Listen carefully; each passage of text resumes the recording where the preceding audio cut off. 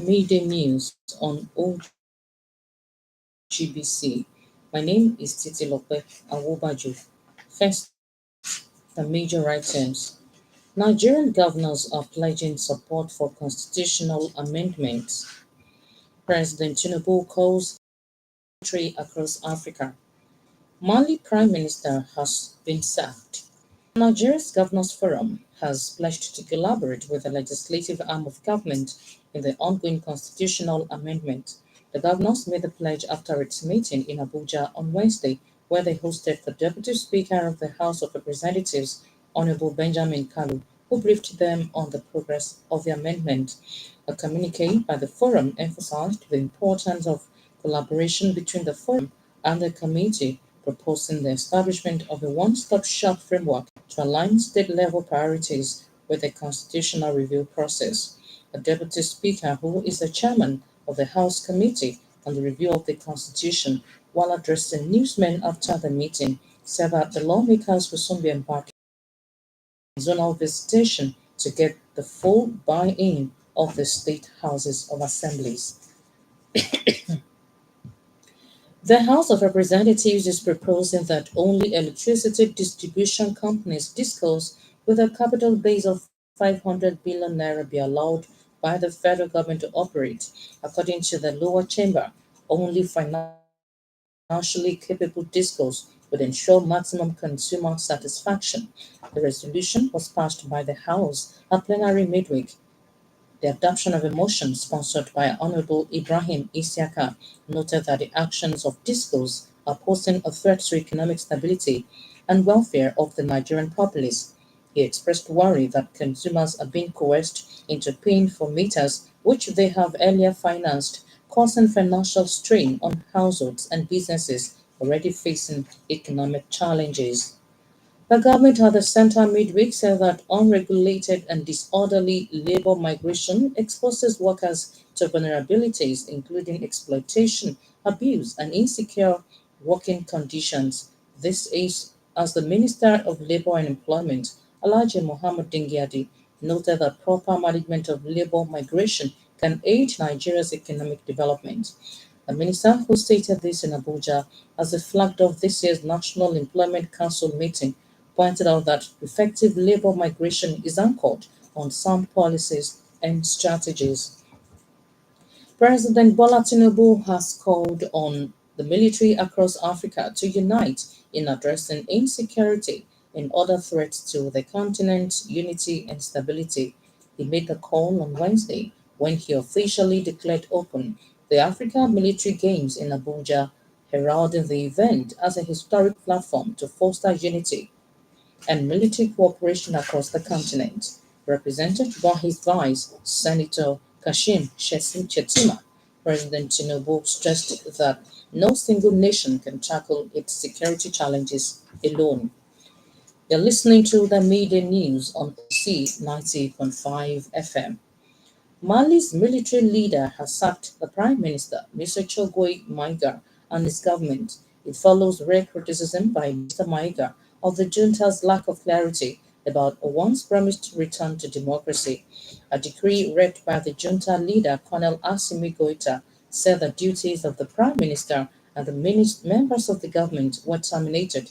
Mali has suffered years of jihadist and separatist violence, resulting in coup in 2020 and 2021. A U.S. envoy has arrived in Israel to continue negotiations and assist during the attacks in Beirut. Mr. Amos Hochstein, who has led President Biden administration's efforts to end the more than a year conflict, is expected to meet Israeli Prime Minister Mr. Benjamin Netanyahu this Thursday, cautions in Lebanon after to Israel to try to bring this to a close if he can. Addressing foreign ambassadors in Jerusalem, Israeli foreign said that in any agreement, Israel will have to maintain her freedom to act if there will be violations, but he did not give details about what would entail.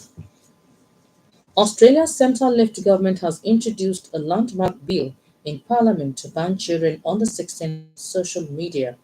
The legislation will see platforms such as X, TikTok, Facebook, and Instagram slapped with a fine of up to 50 million Australian dollars if they fail to ban children from holding accounts.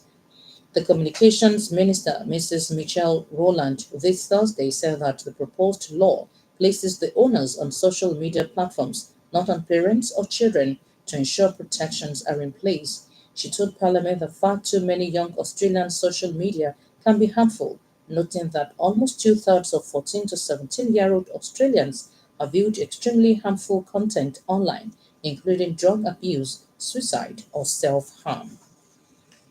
UK State Department spokesperson Mr. Matthew Miller made it known on Wednesday that the President Biden administration has moved to forgive about $4.7 billion in U.S. loans to Ukraine as outgoing officials seek to do what they can before leaving office to bolster Ukraine in its war against Russia. A funding bill passed by the U.S. Congress in April included just over $9.4 billion of forgivable loans for economic and budgetary support to Ukraine's government, half of which the president could cancel. The bill appropriated a total of $61 billion to help Ukraine fight the full-scale invasion Moscow launched in February 2022. President Joe Biden has ordered officials to rush as much aid to Ukraine as possible before he leaves office on January 20, amid concerns President-elect Donald Trump could limit U.S. support. Barcelona midweek said their return to the Camp Nou would be delayed until mid-February as the iconic stadium undergoes modernization and expansion work. The Spanish giant said their La Liga home games against Valencia, provisionally scheduled for January 26th, will be played at their current Montjuic Olympic Stadium.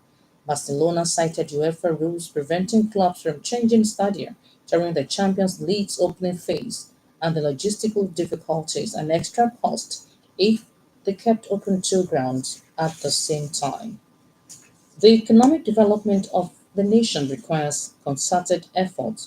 Play your own part.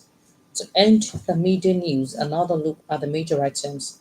The Nigerian Governors Forum, while hosting the Deputy Speaker of the House of Representatives, Benjamin Kalu, on Wednesday, pledged to collaborate with the legislative arm of government in the ongoing constitutional amendment. President Bola Tinubu, who was represented by his vice, military military game in Abuja also on Wednesday called on the military across Africa to unite in addressing security and threats to the unity and stability of the continent.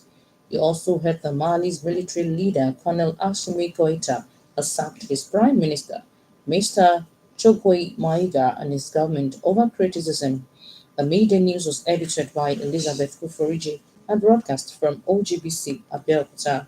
For exclusive programs and the latest news updates, visit our website at openradio.ng. Follow us on Facebook at Open Radio Abeokuta and on X handle at OGBC 905 FM. You can also listen to OGBC on the Radio Garden.